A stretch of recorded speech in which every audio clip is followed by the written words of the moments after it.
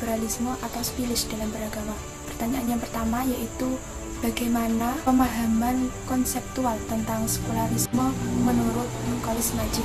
Menurut Nurcholish Madjid, sekularisme adalah suatu pemahaman yang menyatakan bahwa Tuhan tidak memiliki hak atau otoritas untuk menguasai masalah-masalah duniawi manusia, sehingga semua permasalahan dan urusan duniawi harus ditangani serta diselesaikan tanpa mengacu pada ajaran atau norma-norma agama apapun.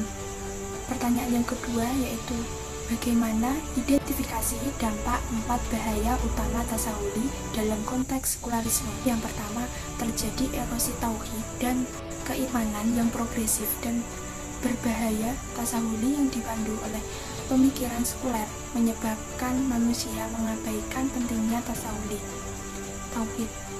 Bagaimana fondasi kehidupan beragama, individu mulai memandang agama sebagai sesuatu yang tidak penting dalam mengatur kehidupan duniawi mereka, sehingga perlahan-lahan menggerus fondasi keimanan dan kepercayaan kepada Allah yang seharusnya menjadi inti identitas muslim. Dampak yang kedua yaitu terjadi deteriorasi atau kemerosotan akhlak dan moralitas dalam kehidupan sosial masyarakat. Sekularisme yang melalui tasawuli membuka jalan bagi kerusakan akhlak yang sistematis ketika agama tidak lagi dianggap penting dalam mengatur kehidupan sosial, maka nilai-nilai moral yang bersumber dari wahyu ilahi akan hilang dan tergantikan oleh relativisme moral, sehingga akan meluas di masyarakat. Dampak yang ketiga yaitu terjadi penyebaran paham ateisme yang semakin cepat. Tasawuli yang berkembang dalam lingkungan sekuler menciptakan kehampaan nilai-nilai rohani dalam pendidikan formal dan institusi-institusi masyarakat yang lainnya. Kehampaan spiritual ini kemudian menjadi pintu terbuka dalam celah yang lebar bagi berkembangnya paham ateisme, dan di mana individu sama-sama menolak dan membar bagi berkembangnya paham ateisme, dan di mana individu semakin menolak dan mengingkari keberadaan Tuhan. Dampak itu terjadi pengetahuan yang tersekularisasi dan yang keempat yaitu dari nilai-nilai agama.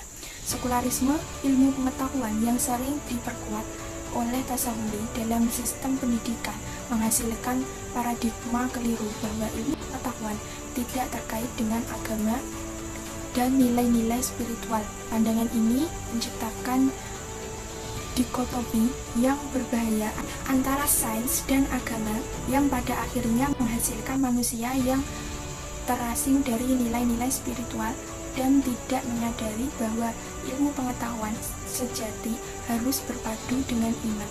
Pertanyaan yang ketiga yaitu bagaimana komparasi historis tentang perbedaan fase sekularisme dari moderat hingga kontemporer. Sekularisme mengalami 3 fase utama. Yang pertama yaitu fase sekularisme moderat yang terjadi pada awal era modernitas dari abad ke-17 hingga awal abad ke-19. Pada fase ini, sekularisme masih bersifat relatif moderat, di mana agama tetap diakui keberadaannya secara formal dan institusional, namun dibatasi perannya secara ketat dalam kehidupan publik dan urusan negara sekuler. Pada fase ini hanya memainkan peran pasif dalam menghindari pembentukan agama negara tertentu dan memberikan perlindungan hukum bagi kebebasan beragama individu, sambil secara bersamaan memungkinkan individu untuk menjalankan. Fase yang kedua adalah sekularisme radikal yang terjadi pada abad ke-19 dan awal abad ke-20. Era ini ditandai dengan dominasi pemikiran materialisme, positivisme, dan penolakan yang semakin tegas dan agresif terhadap nilai-nilai religius dan spiritual. Filsuf-filsuf terkemuka dari era ini menganggap agama irasional sebagai opium rakyat yang menghambat kesadaran kelas dan secara bertahap berupaya mengeluarkan agama sepenuhnya sebagai dari kehidupan masyarakat melalui proses modernisasi yang sistematis dan agresif.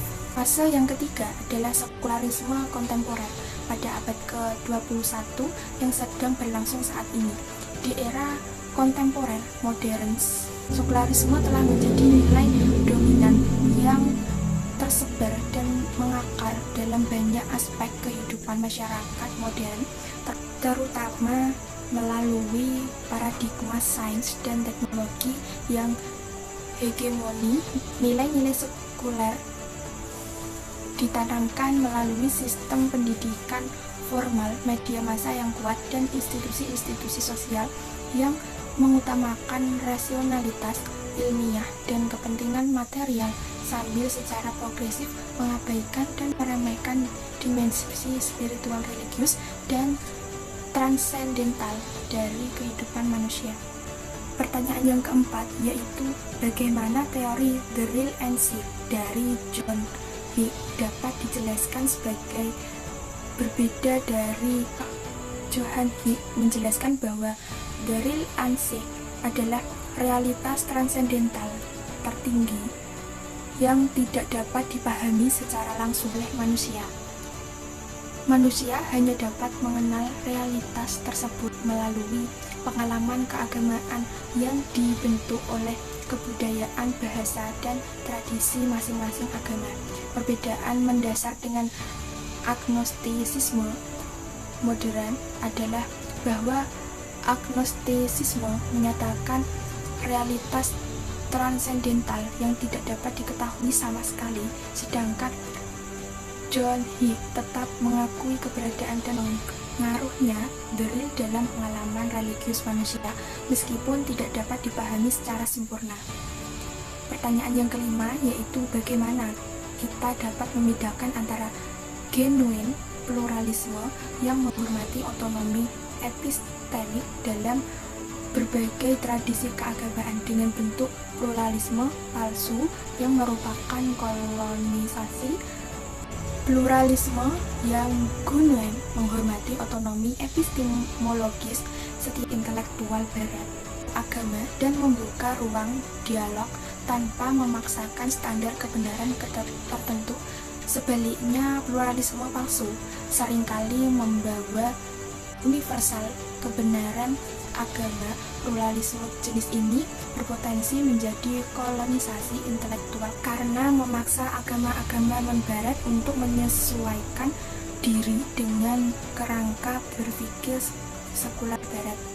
Pertanyaan yang keenam yaitu jelaskan secara detail perbedaan antara pluralisme agama, toleransi keagamaan, dan multikulturalisme. Mengapa perbedaan ini penting dalam konteks pemerintahan yang meliputi masyarakat dengan berbagai agama? Pluralisme agama adalah pandangan teologis yang mengakui semua agama memiliki kebenaran yang sama. Toleransi keagamaan adalah sikap sosial untuk menghormati perbedaan agama tanpa harus mengakui kebenaran teologisnya. Multikulturalisme adalah pengetahuan terhadap keragaman kebudayaan dan identitas dalam masyarakat. Perbedaan ini penting dalam pemerintahan agar negara tidak memaksakan relativisme agama, tetapi tetap menjamin kebebasan beragama dan keharmonisan sosial. Pertanyaan yang ketujuh yaitu apakah kriteria yang dapat digunakan untuk membedakan antara ijtihad legitimate dalam kerangka Ahlussunnah wal Jamaah dan liberalisme agama yang dikritik. Dalam kerangka Ahlussunnah wal Jamaah, ijtihad yang legitimate dibedakan dari liberalisme agama melalui keterikatannya pada Al-Quran, Sunnah, Ijma, dan Qiyas, serta dilakukan oleh ulama yang memiliki otoritas dan kompetensi keilmuan. Yang ijtihad tetap berada dalam batas metodologi usul fikih dan tidak menafikan nas yang bersifat qot'i. Adapun liberalisme agama yang dikritik ditandai oleh penafsiran individual tanpa disiplin keilmuan, desakralisasi teks wahyu, relativisme kebenaran, dan penggunaan rasionalitas sekuler sebagai standar utama dalam memahami agama. Pertanyaan yang kedelapan yaitu jelaskan kompleksitas historis dalam genealogi liberalisme muslim dan hindari naratif yang terlalu linear dari barat mempengaruhi Islam. Genealogi liberalisme muslim memiliki kompleksitas historis yang melibatkan berbagai faktor seperti kolonialisme, modernisasi pendidikan, mempengaruhi Islam. Genealogi liberalisme muslim memiliki kompleksitas historis yang melibatkan berbagai faktor seperti kolonialisme, modernisasi pendidikan, krisis intelektual umat Islam, serta interaksi intelektual dengan pemikiran barat sejak Renaissance.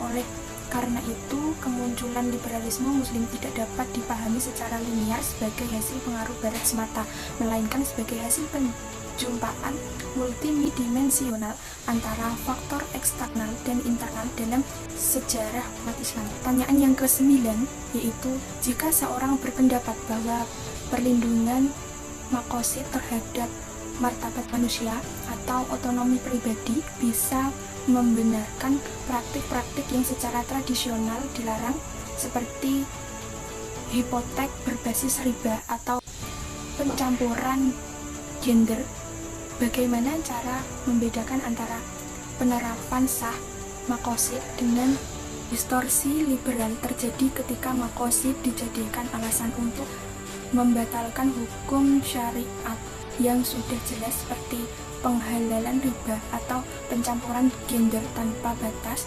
Dalam pandangan Aswaja, maqasid berfungsi untuk menjaga dan menguatkan syariat, bukan untuk meniadakannya.